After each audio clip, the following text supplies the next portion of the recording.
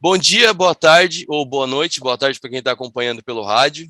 O bom dia e boa noite servem também para quem está vendo esse vídeo em algum outro momento pelo canal da Som Maior e do 48. Finalmente voltou os 60 minutos ao ar, né? Voltamos com mais uma temporada agora que acabou o Som Maior Verão, que infelizmente teve que ser esticado, né? Eu ia voltar semana passada, mas fui sorteado pelo Covid nas portas da volta do programa, então a gente estendeu mais um pouco o Som Maior Verão com o Gregório e o Vitor Neto. Mas estamos de volta. E eu tava procurando bastante um assunto diferente, um assunto marcante para voltar os 60 minutos para começar essa temporada. E aí, conversando aqui dentro, tem um parceiro nosso aqui da nossa equipe, o Lucas Jorge, que qualquer coisa de futebol, ele conhece, ele sabe de alguém, ele conhece alguém, um cara super bem relacionado.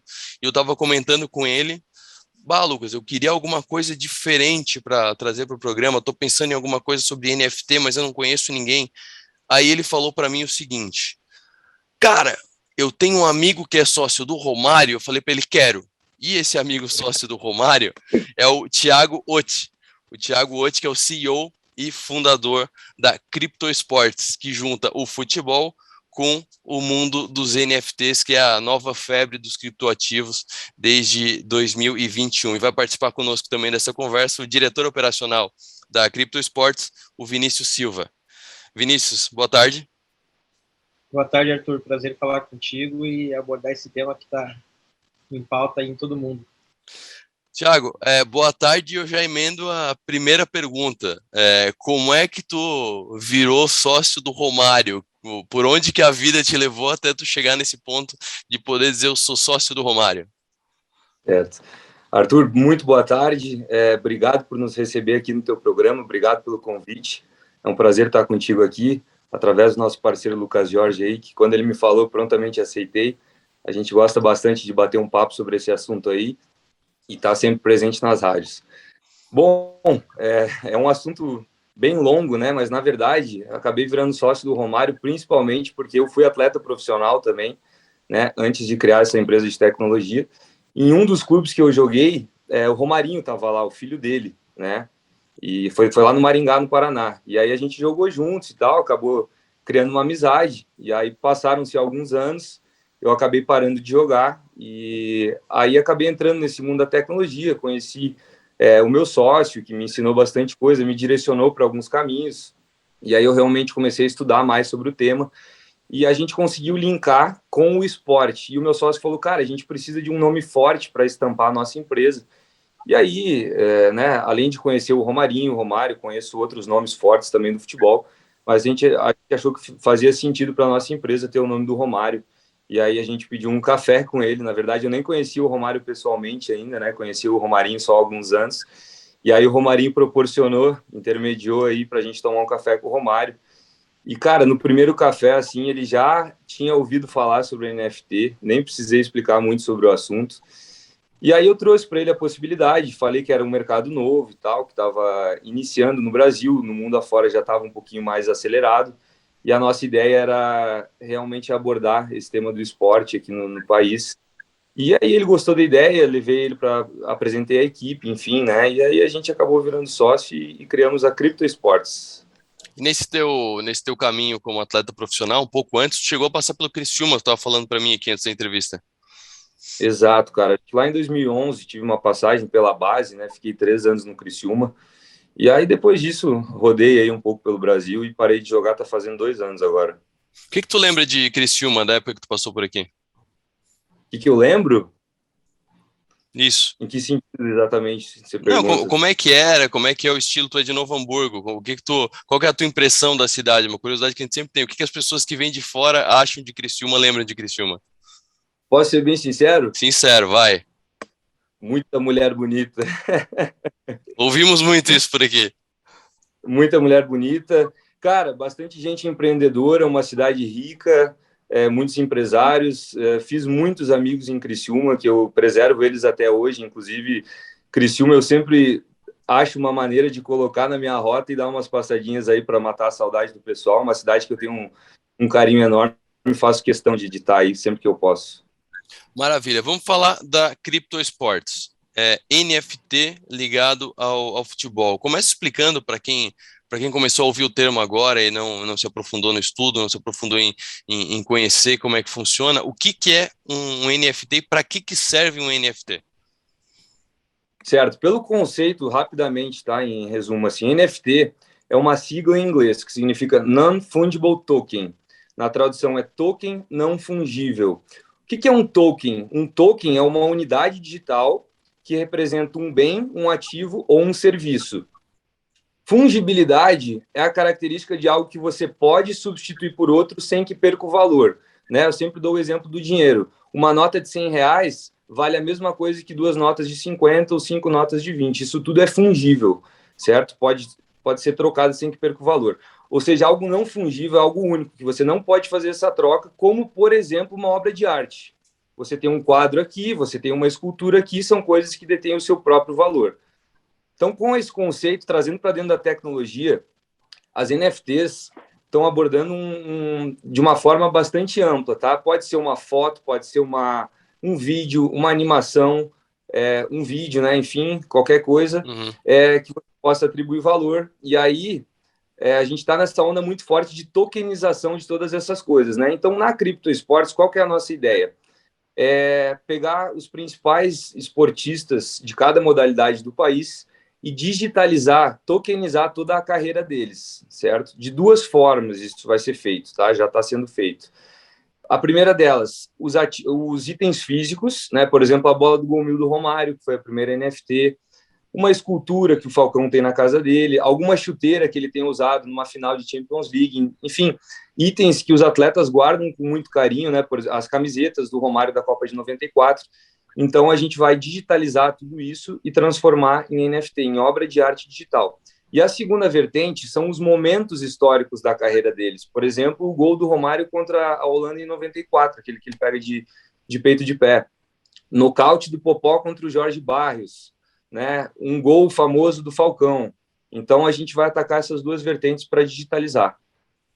E como é que funciona a digitalização, por exemplo, da bola do Gol 1000? A pessoa tem alguma propriedade sobre a bola do Gol 1000? Ele tem o direito de trocar pela bola do Gol 1000, por exemplo? Ou é pela sensação de ter o único item digital da bola do Gol 1000 que existe no mundo? Qual que é a ligação entre o objeto físico e o NFT?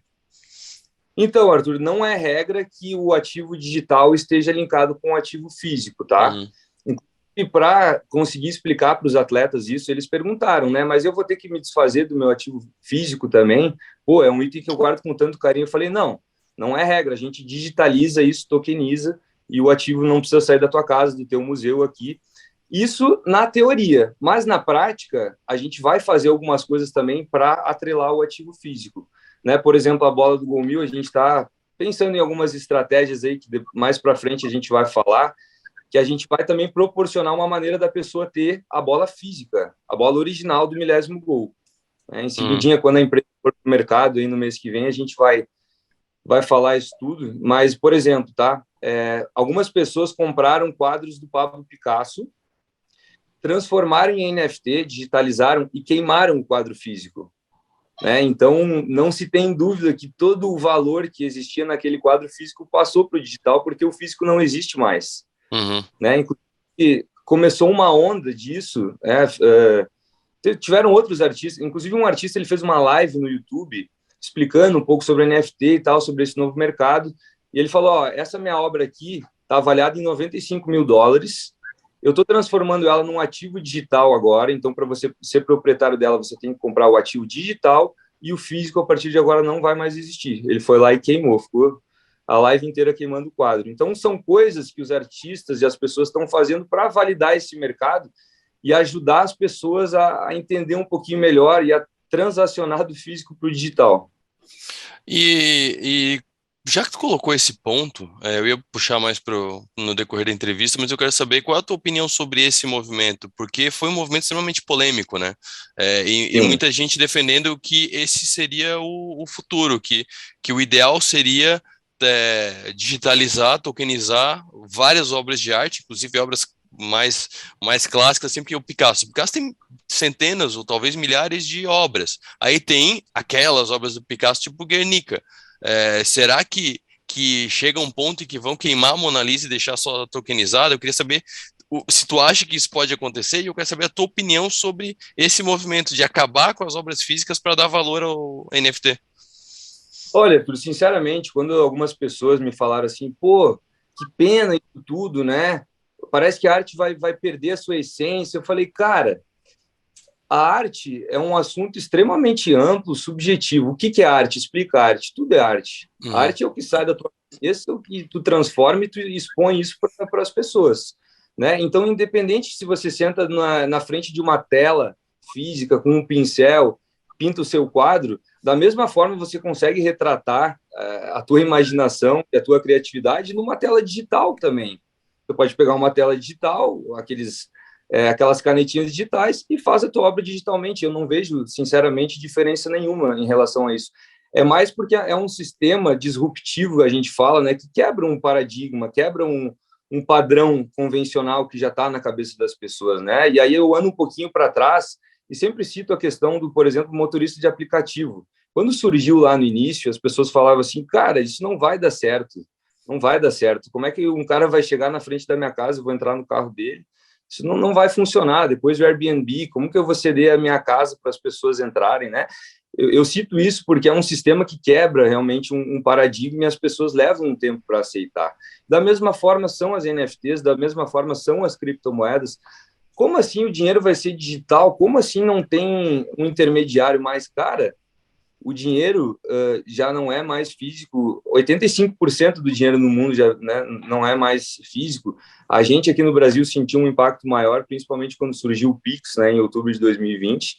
Então, essas coisas é mais de quebrar o paradigma na cabeça das pessoas. Eu, sinceramente, acho que isso tem um futuro muito promissor. Se a Mona Lisa vai ser tokenizada, vai ser digitalizada, a gente não sabe. O que eu sei é que, digitalmente, essa arte ela vai ser preservada para sempre. Né? A gente fala da bola do Gol 1000, a bola do Gol 1000 já tem 14 anos, foi em 2007 que o Romário fez aquele gol contra o Sport. Agora ela está completamente preservada, as marcas de uso, né? Enfim, daqui 20, 30 anos, como é que vai estar essa bola? Talvez ela vai estar toda gasta, vai estar toda amarelada, já não vai aparecer mais pintura nenhuma. Agora, digitalmente, ela está 100% preservada. E aí pode falar de todas as outras obras a mesma coisa. Eu estava olhando no Instagram do Crypto Sports e um craque que entrou, eu chamo de craque, eu como gremista tenho um carinho especial por ele, como criciumense também tenho um carinho especial por ele, que é o Douglas. Aí eu queria saber, Vinícius, pode usar o Douglas como exemplo, como é que é a abordagem da Crypto Sports para um jogador que tem marcos na sua carreira que podem ser tokenizados, para explicar esse negócio para ele, para trazer ele para dentro dessa nova onda que é do NFT. Como é que funciona essa abordagem, como é que funciona a negociação, qual que é a ligação dele com esse novo mercado, com esses tokens da carreira dele? Isso foi uma abordagem bem legal, assim, com ele, com a equipe de assessoria dele, que o Douglas, ele tem já um preparo já do empreendedorismo, ele está em várias frentes de negócios, tanto no Rio Grande do Sul, São Paulo, Santa Catarina. Então, a proximidade, esse approach com ele, assim, foi tranquilo dele ter essa visão.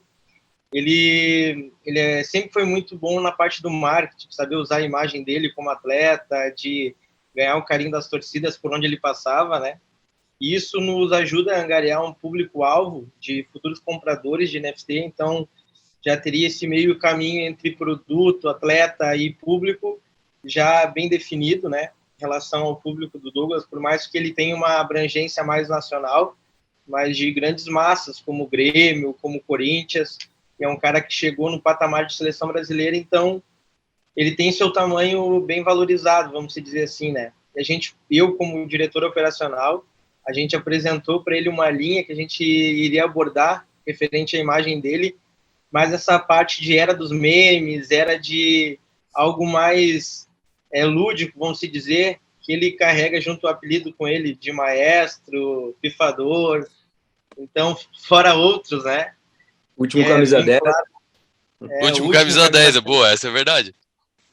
Essa foi até dá para dar um spoilerzinho aí do que pode vir de NFT aí do Douglas.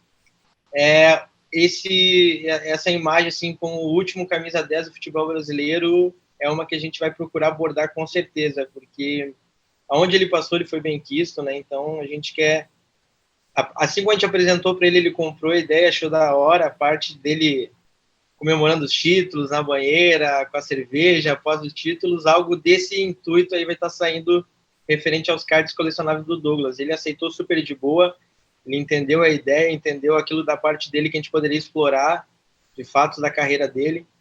Uma das coisas, assim, que foi legal de conversar com ele numa reunião também, de definir com ele referente ao público Corinthians, algo que ele teve de trajetória desde Série B, conquistando a Série B, depois Campeonato Brasileiro, Libertadores, até chegar ao Mundial de Clubes. Então, por mais que seja um clube brasileiro, ele teve abrangência mundial porque o Corinthians conseguiu trilhar um caminho difícil de se conseguir, de bater de frente com o clube europeu, e ele fez parte fundamental daquelas conquistas do Corinthians, do Tite e tudo mais.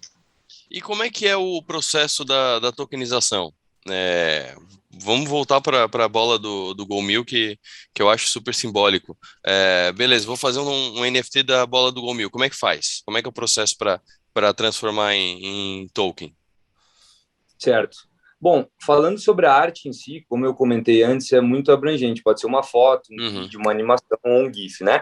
Falando da parte de tecnologia para validar essa NFT, até como a gente estava conversando antes, tem que ser através da blockchain, tá? A blockchain, para quem não tem muito conhecimento, é o sistema que valida hoje toda a rede das criptomoedas, né? São computadores que conseguem solucionar cálculos matemáticos rapidamente e assim validar as informações que são subidas para a rede, tá? Então a gente cria uma imagem, né? Transforma ela em NFT e grava ela na blockchain. A partir daí que ela tem valor para a pessoa comprar, adquirir e guardar dentro da sua carteira eletrônica. Então é através da blockchain. Certo.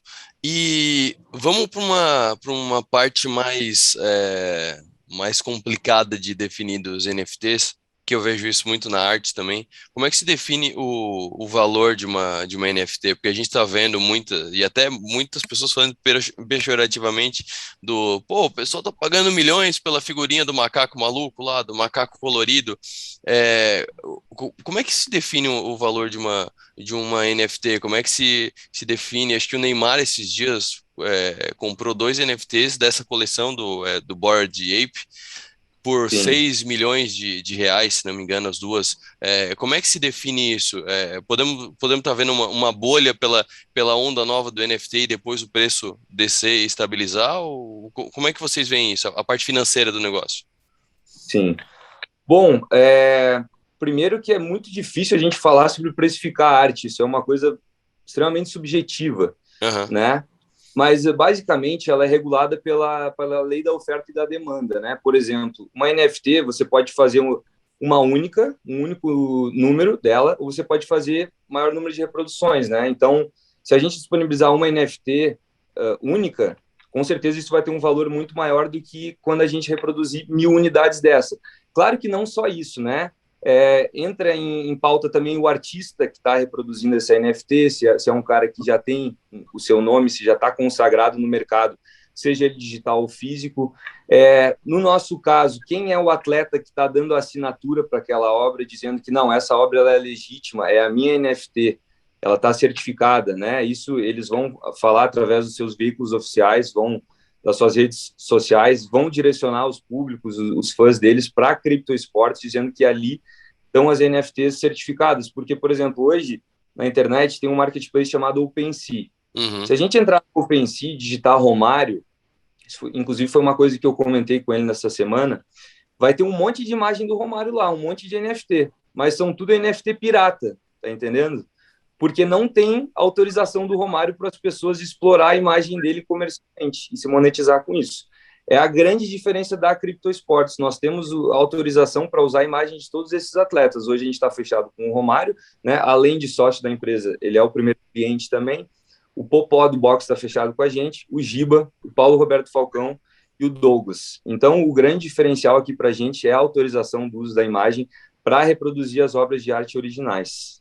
E como é que vocês lançam uma nova NFT? É um preço fixo ou vocês fazem sistema de leilão? Por exemplo, digamos que pegue a camisa do Douglas do Mundial do Corinthians. Se você não tinha tido essa ideia ainda, fica a dica aí, deve ter tido, né? Mas digamos a camisa do Douglas no Mundial do Corinthians contra o Chelsea. Vamos lançar agora, tá pronta aqui, vamos vender. Ela já sai com uma etiqueta de preço ou é um leilão, é um evento? Como é que é a entrega desse produto ao mercado? Certo. Então, a gente ainda não foi para o mercado, a gente está terminando de fazer alguns ajustes da tecnologia, e Tá, mês que vem a gente vai para o mercado. Mas tem essas duas formas, tá? Ou a gente precifica, né? Coloca um preço e gruda lá na parede, espera o comprador aparecer, ou então a gente faz um leilão. Tem dessas duas formas. certo. Inclusive, quando a pessoa comprar essa obra, depois ela vai poder também entrar no site da Crypto Sports e vai poder fazer um leilão.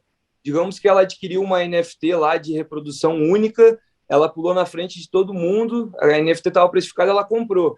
E obra de arte, por si só, ela valoriza com o tempo, quanto mais, né, escassa ela é, enfim. Então, ela pode muito bem depois entrar no site da Crypto Sports e colocar a obra para leilão também. Sim. Queria fazer só um ponto, Arthur, em referência ao valor, né, de cada NFT. O primeiro item feito por nós em arte colecionável, que foi a tokenização da bola. Uma das abordagens que a gente teve em pautas de reunião é como o futebol é o esporte mais aclamado no Brasil, vamos dizer assim, e um dos maiores do mundo, a gente procurando analisar uma trajetória de carreira de um atleta, o preço que é pago enquanto tu é criança, em sonhar em ser atleta, no preço de adolescência, de ter a sequência de seguir uma carreira, abrir mão de quase tudo, família, com a outra profissão, para seguir a carreira profissional de futebol. Tu ser um destaque de um clube da tua cidade, depois do teu estado, da tua nação, e tu chegar a nível de campeão mundial, de melhor jogador do mundo. Quando tu coloca e lista todos esses itens, tu fica, realmente, eu acho que não tem preço para se partir ou para se iniciar, porque o preço que foi pago foi muito grande para se chegar nesse patamar de melhor do mundo, do exemplo do Romário. Então, tudo isso agrega valor numa NFT específica, por exemplo. A gente vai pegar agora, acredito que vai ter uma valorização enorme, o Tom Brady no futebol americano com a aposentadoria dele. Então, a valorização do legado do atleta pós-carreira, eu acho que se dá ainda mais. Então, como a gente está trabalhando no momento com atletas que tiveram carreiras consolidadas, top mundial, assim, eu acredito que isso ajuda a já partir de uma valorização boa cada item de cada atleta. Perfeito. E vocês têm, no planejamento de vocês, previsto a produção de NFTs para outros fins? Porque, por exemplo, eu estava dando uma pesquisada sobre usos de NFT. Tem o Kings of Leon, leiloou NFT que dava direito a conhecer os membros da banda, por exemplo, dava direito a ouvir as músicas novas antes do público em geral. O Coachella, que é um festival de música gigante, não sei se leiloou, vai leiloar 10 NFTs que dão direito a pessoa ir sempre nos eventos, sempre nos festivais, pela vida toda, por ter esse. Então ele acaba sendo meio que um crachá, um ingresso vitalício, algo do tipo. É um vale, ele é basicamente um vale digital. Vocês imaginam, planejam fazer NFTs daqui a pouco de ingressos de times, de sócio-torcedor, por exemplo, transformado em NFT? Isso está no radar de vocês? Então, Arthur, o que acontece? Essa tecnologia que a gente vem desenvolvendo e que inicialmente a gente vai abordar mais a questão do esporte, é um alicerce, digamos assim, da tecnologia que, estando pronto, a gente pode conectar depois outros segmentos, tá? E a gente tem isso no nosso roadmap da empresa, por exemplo, a música, por exemplo, a moda, por exemplo, veículos, a gente quer também abordar esses outros temas. Mas nesse primeiro momento a gente vai focar mesmo no esporte, né? A gente vai fazer também algumas edições especiais, assim como tu comentou de ingressos e coisas. Eu já estou em contato com alguns fotógrafos que fizeram fotos marcantes na Libertadores e em outros campeonatos bem importantes, e a gente vai fazer algumas edições especiais nesse sentido também, para não ficar só com os atletas. Sim. Thiago, Vinícius, obrigado pelo papo, obrigado pelas informações. É legal ver o como é que funciona por dentro as NFTs, como é que funciona a produção de NFTs, porque a gente vê NFT para tudo que é lado, a gente vê as informações muito truncadas, e é sempre bom entender por dentro como é que funciona. E parabéns pela ideia, é muito legal trazer para a tecnologia atual um ato de relíquias, um ato de colecionar marcos importantes de carreiras que a gente muitas vezes acompanha, como a do Romário, a do Douglas, por exemplo, que a gente acompanha pela TV, acompanha os jogos, muitos acompanham como torcedores, como é o meu caso com o Douglas, e depois ter alguma coisa para lembrar é muito interessante. Exato. É objetivo também da Crypto Sports ajudar as pessoas a se inserirem nesse novo mercado, que ele é, assim, um pouco complexo, né? Quem ouve a primeira vez, ouve os números, não faz muito sentido. Então, a gente faz muita analogia física, né? Eu cito o exemplo desses sistemas disruptivos.